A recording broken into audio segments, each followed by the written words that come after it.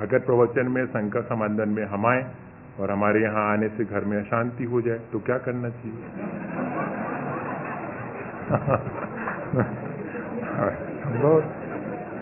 अगर घर वाले लोगों को हमारा यहाँ आना अच्छा ना लगे तो हम अपने जीवन की श्रेष्ठता के लिए हम क्या करें? भैया बहुत पुण्य चाहिए, बहुत पुण्य चाहिए। सब लोग संतुष्ट हों, सब लोग एक विचार के हों, हमें ऐसा पुण्य भी कमाना चाहिए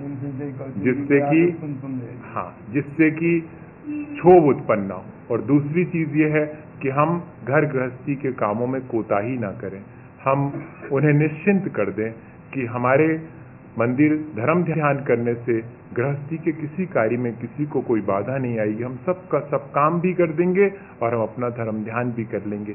या तो ऐसा एडजस्ट, जब हम मंदिर बहुत जाने लगे थे तो सबको ये लगता था कि अब तो लड़का पढ़ने में कच्चा हो जाएगा, तो इतनी जिम्मेदारी हो जाती थी कि अब अगर मंदिर में 3 घंटे मैंने लगाए हैं, सुबह 1.5 घंटे, शाम को 1.5 घंटे, तो फिर मुझे कहीं से भी अपने सोने में से समय निकाल करके पढ़ना पड़ता, क्योंकि अगर परसेंटेज कम आएगी तो लोग कहेंगे और जाओ मंदिर और पढ़ लो और करो धर्म ध्यान। जी आ गए नंबर, नहीं तो बहुत जिम्मेदारी हो गई। जिसको धर्म ध्यान करना उसकी तो बहुत जिम्मेदारी बढ़ गई, वो अपना धर्म ध्यान भी करेगा, सबको संतुष्ट भी रखेगा।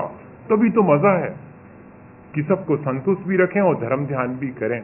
अगर ऐसा नहीं हो सके भैया, तो ज्यादा संक्लेश होने लगे, तब फिर मैं ये सलाह नहीं दूंगा आपको कि आप अपने धर्म ध्यान में मशगूल रहें और सबको संक्लेशित करें। उनको धीरे धीरे करके अपने स्वभाव से, अपनी क्रियाओं से उनको भी शांत करें और फिर उसके बाद अपना धर्म ध्यान करें। हमको तो वहाँ झांसी में हमने देखा कि एक अम्मा जी थी, तो मतलब मैं अम्मा जी कह रहा हूँ, आप लोग क्या कहेंगे? मम्मी कह लो।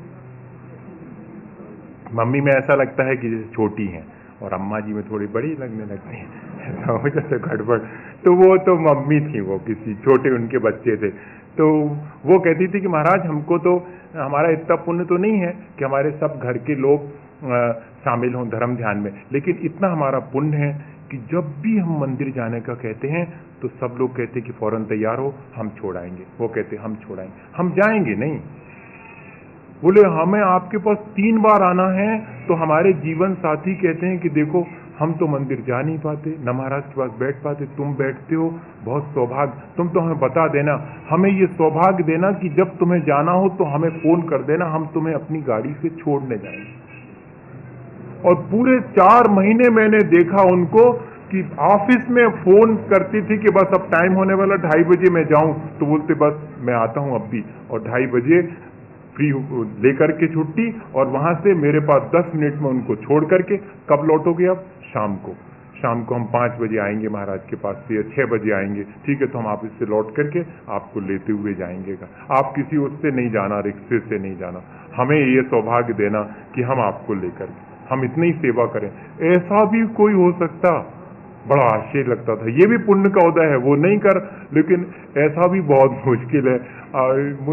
आज तो ऐसा है कि अपन भी नहीं कर रहे और दूसरे को भी नहीं कराने, ये बहुत मुश्किल होती है। और पाप आप करने के लिए नहीं, अगर आप ये कहो कि कहाँ गए थे, घूमने गए थे, कुछ नहीं बोलेंगे कोई भी। मंदिर गए थे तो जरूर बोलेंगे। हाँ, आप ये कहो कि घूम रहे थे, हम अपने फ्रेंड्स के साथ गए थे, क्या कहीं नहीं जा सकते? क्या हमने इसलिए गृहस्थी की है? क्या हम मार्केटिंग करने गए थे? कुछ नहीं कहेंगे, मार्केटिंग करने गए थे। मंदिर गए थे तो आग लग जाएगी फिर तो एकदम।